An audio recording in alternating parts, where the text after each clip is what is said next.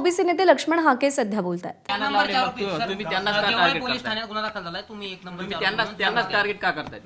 हे बघा, मी टार्गेट प्रकाश सोळंकी सारख्या माणसालाही केलेलं आहे, बजरंग सोनवणेंना केलेलं आहे, अजितदादा पवारांच्या आमदारांना केलेलं आहे. पण आमदारकीच्या पदावर असणारा माणूस अशी पार्शियल भूमिका कशी काय घेऊ शकतात? मला म्हणणं काय आहे की ओबीसीच्या आरक्षणाबद्दल यांची काय भूमिका आहे तेवढी त्यांनी जाहीर करावी. नसेल तो काहीतरी बोलला, ते आमदार जे बोलले, या आमदारांना माझा एक सवाल आहे की तुम्हाला मनोज जरांगेच्या आंदोलनात सहभागी व्हायचं ना, तुम्ही राजीनामा द्या आणि काय आंदोलनात सहभागी व्हायचं तेव्हा. आपण जर बघितलं तर मनोज जरांगे पाटील मोर्चा काढतायत, त्या मोर्चाकडे तुम्ही कसं बघताय? कारण आंतरवालीला तुम्ही वडीगोद्रीमध्ये थांबला तुम्ही. हे बघा, तायवाडे साहेबांचं मी स्वागत करतो, फक्त बोलून चालणार नाही, तर तुम्ही रस्त्यावर उतरलं पाहिजे. आणि ओबीसी बांधवांना सुद्धा माझी विनंती आहे, आम्ही वार झेलतोय ओबीसी आरक्षण संरक्षणासाठी. तुम्ही रस्त्यावर कधी उतरणार आहात? तुम्ही रस्त्यावर जर उतरणार नसाल तर तुमचं आरक्षण संपलेलं असेल. त्यामुळे एक तर आमची माती सावडायला या, नसेल तर तुमच्या पुढच्या पिढ्यांच्या भवितव्यासाठी रस्त्यावर उतरा.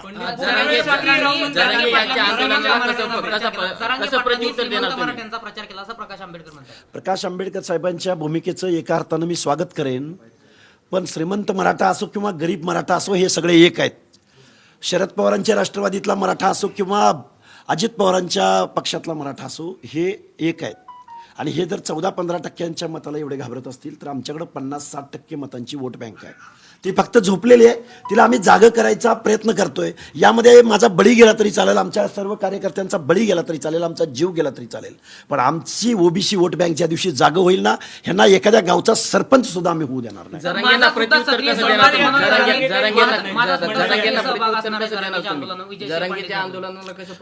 दोन प्रश्न आहेत. हे बघा, कोण तो मला काल परवापासून लोक म्हणतात त्याला पापड्या म्हणतात. तो पापड्या आमदार तो कुठे गेलाय? मुंबईला गेलाय. तो पापड्या म्हणतोय की मी सहभागी होणार. दे ना आमदारकीचा राजीनामा, हो ना सहभागी, कारण आम्ही सुद्धा मतदान दिलंय. कारण तू महाराष्ट्राच्या विधिसभेमध्ये शपथ घेतलीस, त्या शपथेचा भंग केलायस तू. कायद्यानं तुझं निलंबन झालं पाहिजे. आणि तुला काय जरांगेची काय चाटायची ती चाट, पण पहिला आमदारकीचा राजीनामा दे आणि मग तुला काय आंदोलनात रात्रंदिवस सहभागी हो. तू आता त्याला जाऊ द्या, पर्सनल बोलण्यात काही एवढा पॉईंट नाही, असे कितीतरी येतात जातात. दुसऱ्या प्रश्न,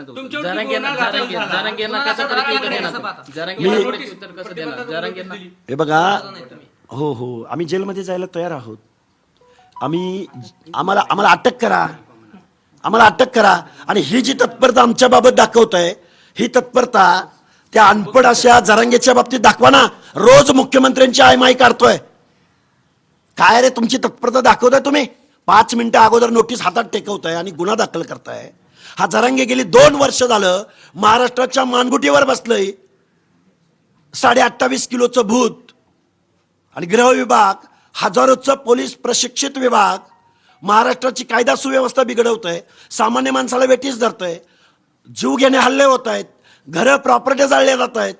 आणि तुम्ही त्याला आजपर्यंत एकदाही अटक झाल्याचं मी ऐकलं नाही. म्हणजे जरांगे नावाच्या खोचट माणसाला एक न्याय आणि आमच्यासारख्या कायदा पाळणाऱ्या माणसाला वेगळा न्याय. म्हणजे कायद्यामध्ये पण दुजाभाव आहे का?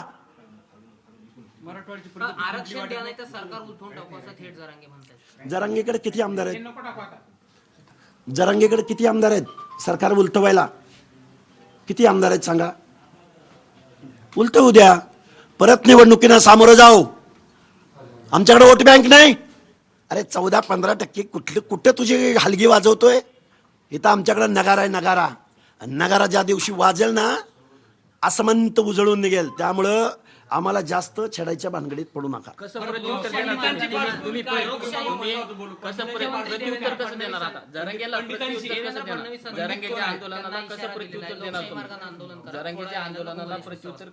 हे बघा, तुम्ही आता प्रश्न विचारला, खरं तर मी त्या आमदारावर एवढं बोलणं योग्य नाही असं मला वाटतंय. तो गेवराईचा आमदार आहे ना, कालपासून मला कॉल येत आहेत.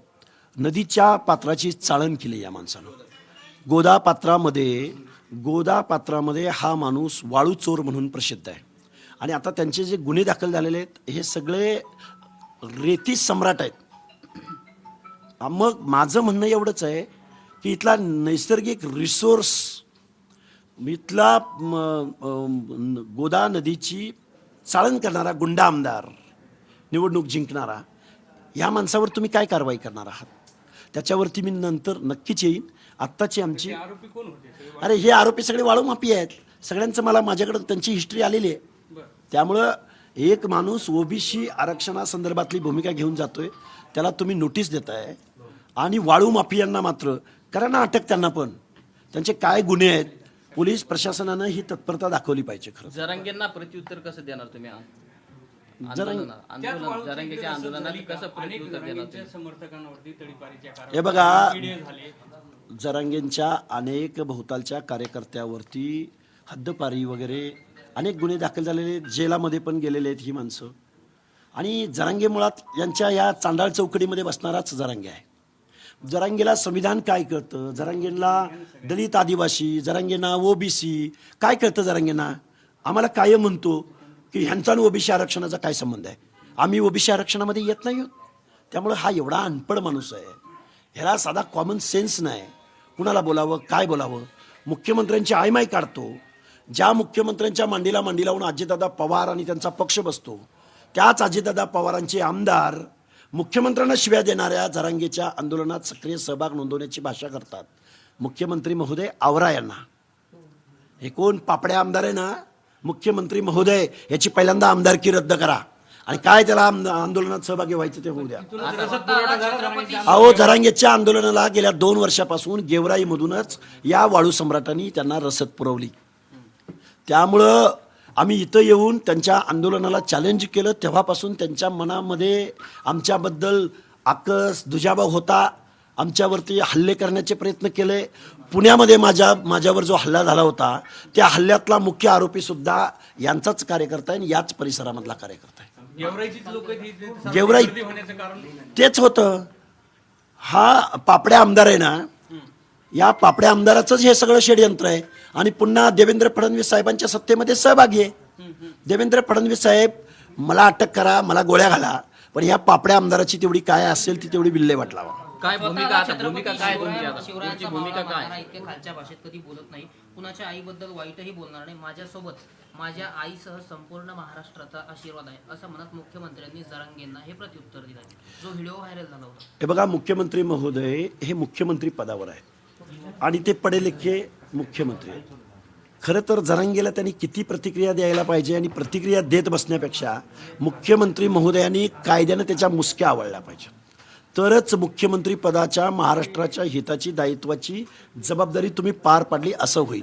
तुम्ही जर याला जर एंटरटेनमेंट करत बसला तर महाराष्ट्रामध्ये अराजक निर्माण झाल्याशिवाय राहणार नाही.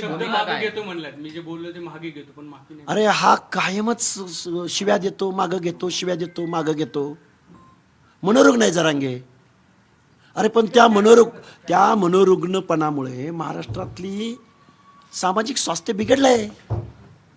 त्या मनोरुग्णाला किती एंटरटेन करायचं हे मुख्यमंत्री महोदयांनी ठरवलं पाहिजे. आमदारांच्या बॅनरवरती म्हणून जरांगेंचा फोटो दिसतो.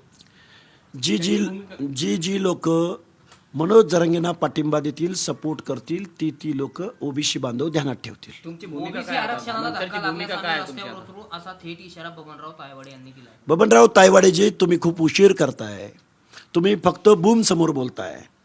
खरं तर ज्या कुणबी शब्दाचा साधर्म्य शोधून ज्यांनी ओबीसीचं आरक्षण आज रोजी संपवलेलं आहे त्याबद्दल तुम्ही बोलायला तयार नाही आहेत. तुम्ही बोललात, तुमचं स्वागत, पण नुसतं बोलून चालणार नाही, तर तुम्हाला ॲक्शन रिॲक्शनमध्ये उतरावं लागेल. तुमची भूमिका सांगा ना. तुमची भूमिका काय? जरांगेच्या आंदोलनानंतर भूमिका काय? म्हणजे गरीब मराठ्यांना मूर्ख बनू नका असं ते हे बघा, मनोज जरांगेनं गरजवंताचा लढा म्हणून, गोदापट्ट्यातल्या लोकांचा लढा म्हणून, शिक्षण नोकऱ्याचं आरक्षण पाहिजे म्हणता आम्हाला टोटल ओबीसी मधूनच आरक्षण पाहिजे इथपर्यंत ते पोहोचलेले आहेत.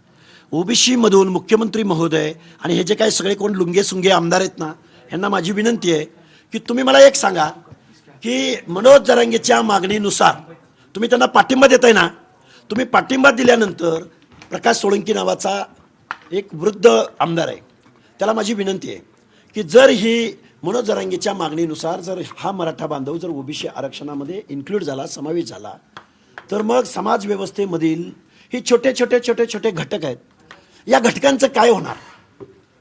हा घटक म्हणजे सुतार, लोहार, कुंभार, परीट, गुरव, घडशी, नाभिक, सुतार, वडार, बेलदार, मेंढपाळ, बंजारा, वंजारी, जोशी, कुडमुड्या जोशी, बेरड, बेडर, रामोशी, ही माणसं या शासनकर्त्या जमातीच्या स्पर्धेमध्ये टिकतील का? मुख्यमंत्री महोदय, जाऊ द्यावं, त्या जरांगेला काय कळतंय? आणि त्याला पाठिंबा देणाऱ्या या वाळू सम्राट, रेती सम्राट आमदारांना काय घंट्याचा सोशल जस्टिस कळतोय? या पापड्या आमदाराला सोशल जस्टिस कळतो? पिढ्यानपिढ्या घराणेशाही चालवणारे तुम्ही, पण मुख्यमंत्री महोदय तुम्हाला कायदा चांगला कळतो. तुम्ही मतांसाठी आणि निवडणुका जिंकण्यासाठी यांना फॉलो करू नका, यांना एंटरटेन करू नका, यांना कायद्याचा बडगा दाखवा आणि गावगाड्यातल्या समाज व्यवस्थेमधल्या ओबीसीच्या हक्क अधिकाराचं संरक्षण करा. ओबीसी जर रस्त्यावर उतरला ना तर मग तुमची पळता भुईतोडी होईल. तुमची भूमिका सांगा ना. आंदोलन जरांगेच्या आंदोलनाला तुम्ही कसं प्रति उत्तर देणार, कसं प्रति आव्हान देणार तुम्ही? हे बघा, आम्ही ती भूमिका जाहीर करणार आहोत आम्ही ती भूमिका. त्यामुळं आम्ही वाट या गोष्टीची बघतोय की हा माणूस एकदम मनोरुग्ण आहे, तो कधी काहीही भूमिका जाहीर करेल. आम्हाला सणासुदीच्या कालावधीमध्ये मुंबईमध्ये जाऊन तिथलं वातावरण बिघडवायचं नाही आणि आम्हाला महाराष्ट्रातनं माणसं तिकडे न्यायची पण गरज नाही. मुंबई आणि मुंबई उपनगरामध्ये माझा आगरी, कोळी, भंडारी बांधव आहे. त्या बांधवांना माझे हात जोडून कळकळीची विनंती आहे, तुम्ही मुंबई, ठाणे, पनवेल परिसरामध्ये जे महापौर आहात, नगरसेवक आहात, शिक्षण नोकरीच्या एंट्री पॉईंटला तुमचं जे प्रतिनिधित्व दिसतंय, तुम्ही सुद्धा या हक्क अधिकाराची लढाई लढण्यासाठी रस्त्यावर उतरलं पाहिजे. आणि तुम्ही नुसतं मनावर घेतलं तर मग मुंबईच्या वेशीवर या जरांग्याची काय टाप आहे मुंबईमध्ये प्रवेश करायची? आगरी, कोळी, भंडारी बांधव हे लढवाई आहेत. एकदा तो माशाची खुडतर करायचा कोयता घेऊन माझ्या कोळी भगिनी आणि आगरी भगिनी जर त्या मुंबईच्या वेशीवर उतरल्या ना, अरे हे 28.5 किलोचं जामन, अरे काय ब्याद आहे याची मुंबईमध्ये जायची, हे बोलावं लागणार आहे. लोकांना त्रास होणार आहे. अरे आगरी जर रस्त्यावर उतरले ना, कोणच त्यांच्या नादाला लागू शकत नाही. पण त्यांना ही गोष्ट माहीतच नाही की आपण ओबीसी आहोत आणि आपलं आरक्षण आज रोजी संपलेलं आहे. आगरी बांधव, कोळी बांधव आपल्या हक्कात, अरे दिबा पाटलांनी लढाई लढली, जनार्दन पाटील चुनाभट्टीवाले लढाई लढली. त्यांनी काहीतरी थोडंसं नॉलेज ठेवा, ज्ञान ठेवा आणि आपल्या पुढच्या पिढ्यांच्या भवितव्यासाठी, ज्ञानासाठी रस्त्यावर उतरवा. जरांगे म्हणतात 58 लाख कुणबी नोंदी आढळलेल्या आहेत, त्यांना प्रमाणपत्र पण वाटप झालेले आहेत. मग हे सगळे ओबीसी मध्ये गेलेत का? ओबीसी मध्ये गेलेत का? म्हणजे बघा, गावागावातून सरपंच पदाच्या आरक्षणाची सोडत जाहीर झाल्यानंतर गावागावात, माझ्याकडे कॉल रेकॉर्डिंग आहे, तर गावागावातल्या लोकांचं असं म्हणणं आहे की ओबीसीला आरक्षण पडलंय, पण आता गावामध्ये सगळ्यांनीच ओबीसीचं बोगस कुणबी सर्टिफिकेट काढलंय. त्यामुळं आता ओबीसी जिथं ओबीसीचं रिझर्वेशन असेल तिथं ओबीसी विरुद्ध ओबीसी लढत होत होती, ओबीसी विरुद्ध कुणबी बी लढत झाली असती, पण आता बोगस कुणबी विरुद्ध बोगस कुणबी अशी लढत होईल आणि ओबीसी मात्र 3ऱ्या, 4थ्या, 5व्या क्रमांकाला फेकला जाईल. ओबीसीचं प्रतिनिधित्व लोकल बॉडीजमध्ये इथून पुढे दिसणार नाही. म्हणजे याचा अर्थ आज रोजी ओबीसीचं आरक्षण संपलेलं आहे. गणेश उत्सवाचा काळ आहे. 4 महिन्यापूर्वी मला माहित पण नव्हतं आज गणपती आहे म्हणून.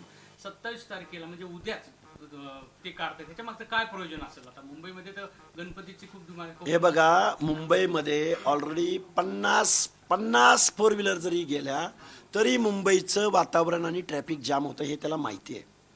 मग हा हजारो वाहनं घेऊन चाललाय. मुंबईमधले रस्ते, मुंबईमधली रहदारी, मुंबईमध्ये रस्त्यावर बसकन मारायची आणि मुंबईमध्ये दंगल घडवून आणायची. कारण यांची बॅक हिस्ट्री तशी आहे. कारण त्यांनी अंतरवली सराटीमध्ये काय झालं तुम्हाला माहिती आहे, परत बीड शहरामध्ये काय झालं तुम्हाला माहिती आहे. आणि मग एवढी ज्याची हिस्ट्री आहे, जो सराईत माणूस आहे असे गुन्हे करणे आणि महाराष्ट्राला वेठीस धरणे, या सराईत गुन्हेगाराला जेलची जागा दाखवण्याऐवजी मुख्यमंत्री महोदय त्याच्याकडे तुम्ही शिष्टमंडळ पाठवताय, त्याच्यावर तुम्ही मंत्रिमंडळाची उपसमिती नेमताय. अरे इथले तज्ज्ञ कुठं आहेत? स्टेट बॅकवर्ड कमिशन कुठं आहे? हायकोर्ट कुठं आहे? सर्वोच्च न्यायालय कुठं आहे? काय चाललंय? कायद्याचं राज्य आहे, इथं लोकशाही आहे, आणि ओबीसीच्या हिताचं संरक्षण होणार का नाही ते तुम्ही आम्हाला सांगा. जरांगेच्या मागच्या काळामध्ये SIT स्थापन करण्यात आली होती. चौकशीची घोषणा सुद्धा सरकारने केली होती. मात्र त्या SIT काय झालं? पुढे काहीच झालं हे बघा, SIT दाखल होईल, त्याच्यावरचे गुन्हे माघार घेतले जातील, आणि त्याचं आंदोलन सुद्धा, त्याचे जे चेले चपाटे आहेत ना, हे वाळू किंग, मटका किंग, गुन्हेगार ज्यांच्यावर हद्दपारी झाल्या, जे जेलमध्ये आहेत, त्यांच्यावरचे गुन्हे माघार घेण्यासाठीच हा माणूस प्रशासनावर दबाव टाकतोय. आणि मग जर असा मोर्चा काढून प्रशासनावर दबाव टाकून जर गुन्हेगारांना सोडवता येत असेल, तर मग महाराष्ट्राच्या कायद्याचे 3-13 वाजलेले आहेत, असं मी जबाबदारीनं सांगतोय. गणेश उत्सवात तुमचं आंदोलन मागच्या काळामध्ये जरांगेंनी उपोषण केलं होतं, त्याच्यानंतर तुम्ही पण उपोषण केलं होतं. मग या मुंबईमध्ये ज्यांनी आता मोर्चा काढला, थांबा, एक काय म्हटलं? लोकशाही मार्गाने आंदोलन करा, गणेश उत्सवात कोणताही खोडा नको. छत्रपती शिवरायांच्या काळामध्ये हिंदू सणांमध्ये खोडा आणल्यास निपात करायचे, असं मुख्यमंत्री देवेंद्र फडणवीस यांनी जरांगे पाटलांना असा इशारा दिला. हे बघा, मुख्यमंत्री महोदयांनी कायदा सुव्यवस्था, महाराष्ट्राची 12-13 करोड जनता या दृष्टिकोनातून काय स्टेटमेंट दिले त्याच्यावर मला प्रतिक्रिया द्यायची नाही. पण जरांगे नावाच्या माणसाला मुंबईला येऊ देऊ नका, कायद्याचा बडगा दाखवा. गणेशोत्सवाचा काळ आहे, मुंबईमध्ये मोठी गर्दी असते, त्यामुळं जरांगेंनी आंदोलन जे आहे ते पुढे ढकलावं, अशा पद्धतीची सुद्धा काही मागणी जी आहे ती भाजपकडून करण्यात येत आहे. अहो, रोजचं मळं त्याला काय रड, आणि तुम्ही हे दुखणं कुठं पुढं पुढं पुढं सारखं ढकलवताय. एकदा शस्त्रक्रिया करा. अरे एकदा काय दूध का दूध और पाणी का पाणी. 1 महिन्याभराच्या कालावधी, अरे निवडणुका आल्या उठून उभा राहतंय, निवडणुका आल्या मुंबई चलो म्हणतोय, निवडणुका आल्या उपोषणाला बसतोय, आणि उपोषणाला कसं बसतोय? इकडे सलाईन लावतोय. सलाईन वीर आहे हा थोडाच उपोषण वीर आहे, आणि सलाईन लावल्यावर कसलं उपोषण? त्यामुळं ह्याची एकदा जर काय ते बघा, प्रगती करू द्या. माझ्या मराठा बांधवांना, तरुण पोरांना EWS मधला कट ऑफ आणि OBC मधला कट ऑफ ह्याची वास्तव परिस्थिती कळून चुकली ना. त्यामुळे ह्या नादान माणसाच्या नादाला लागू नका. काय कळतं हो त्याला आरक्षणामधलं, नोकऱ्यामधलं, शिक्षणामधलं? या जरांगेला रिझर्वेशनचा अर्थ सांगता येईल? रिझर्वेशनचं स्पेलिंग सांगता येईल? काय कुणाच्या नादाला लागलाय मुख्यमंत्री महोदय तुम्ही? जरांगेची मागणी करताय, ती मागणी मग त्यांची मागणी पूर्ण होईल का असं वाटतंय का तुम्हाला? किती हे बघा, पूर्ण कायद्यानं होत नाही. सुप्रीम कोर्टाचं 650 पानाचं जजमेंट आहे. आजपर्यंत 4 स्टेट बॅकवर्ड कमिशननी मराठा समाजाचं सामाजिक मागासलेपण नाकारलंय. मग एवढं सगळं असताना मग एवढा आटापिटा का करताय तिथले लोक? निवडणुकीत प्रभाव आहे म्हणून, झुंडशाही निर्माण करतात म्हणून, मारामाऱ्या करतात म्हणून, गुंड आंदोलनात उतरतात म्हणून, तुम्ही घाबरताय म्हणून मुख्यमंत्री महोदय या जरांगेला तुम्ही घाबरताय आणि OBCचं आरक्षण संपवताय? अजिबात नाही. मतपेटीची भाषा जर तुम्हाला कळणार असेल तर मग महाराष्ट्रातला OBC मतपेटीतनं त्याचं तुम्हाला प्रत्युत्तर देईल, उत्तर देईल. प्रवीण दरेकरांनी असं म्हटलं की मुख्यमंत्री फडणवीस कधी विना संस्काराची भाषा करत नाही. त्यामुळे मी जर जरांगेंना सुपारीखोर, चिंधी चोर जर म्हटलो तर चालेल का? हे बघा, त्यांनी काही म्हणावं, प्रशासनातली माणसं आहेत, जबाबदारीच्या पदावर असलेली माणसं आहेत, पण त्यांना माझं त्यांना सांगणं आहे की जरांगेला आवरा, जरांगेला आवरा, नाहीतर जरांगे महाराष्ट्राचा इस्कोट केल्याशिवाय राहणार नाही. ABP माझा, उघडा डोळे बघा नीट.